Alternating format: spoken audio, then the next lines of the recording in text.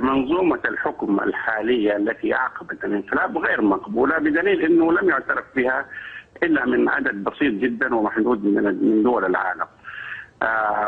وبالتالي لابد هنا من تسوية، وهذه التسوية قد يعني أعتقد أنها تحتاج إلى وسيط نزيه، سواء وسيط إقليمي أو وسيط دولي.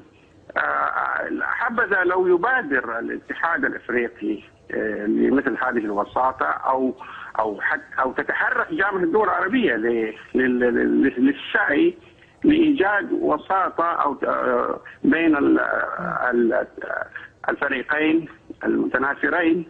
ونحن بحاجه في الواقع الى تسويه، وهذه التسويه تستلزم ولو بشكل رمزي إعادة الرئيس المنتخب إلى منصبه ولو لفترة محددة. أولى نقاط التسوية هي عودة الرئيس المنتخب الدكتور محمد مرسي لمنصبه ولو لمدة يعني محددة حتى يتم إجراء انتخابات رئاسية مبكرة.